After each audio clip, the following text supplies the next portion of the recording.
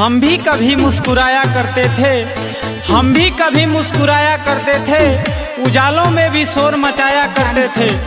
उसी दिए ने जला दिया मेरे हाथों को, आए मेरे दोस्त, जिस दिए को हम हवाओं से बचाया करते थे, बचाया करते थे। Mixing recording by Dhruv Gupta, Lakshmi recording studio धावी। देखी के रुआता हटे दिलवाई जान तो है जोड़वा में, देखी के रुआता हटे दिलवाई जान तो है जोड़वा में। तो प्यारी लेके जई हजान तू सिन्होरवा में, तो प्यारी लेके जई हजान तू सिन्होरवा में।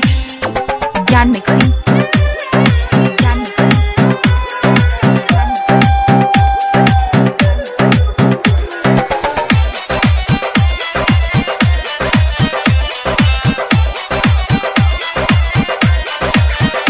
एक पल में सपना टूट के काहे कैलू सगाई, जैसे धोखा मिलल हमके केहू दिल काहे लगाई, काहे लगाई।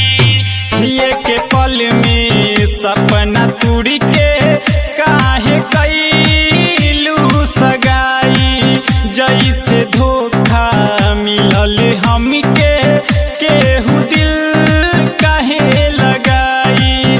मिलत रहलू हमसे साझे बिहाने औरी भोरवा में, तो प्यारी लेके जई हजान तू सिन्होरवा में, तो प्यारी लेके जई हजान तू सिन्होरवा में। ज्ञान मिक्सिंग, ज्ञान मिक्सिंग, ज्ञान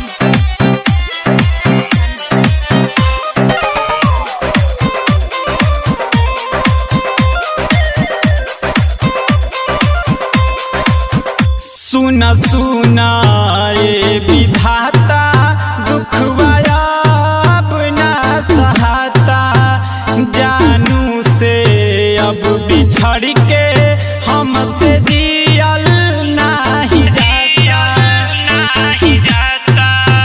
सुना सुना ये विधाता, दुखवाया अपना सहाता, जानू से अब बिछड़ के हमसे जियल नहीं जाता।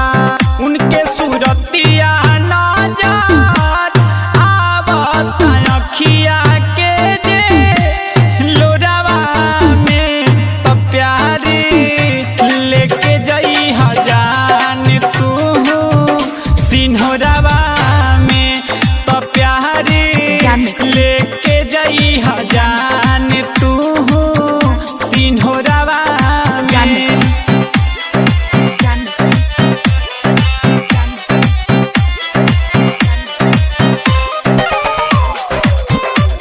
Mixing recording by Dhruv Gupta, Lakshmi recording studio धावी।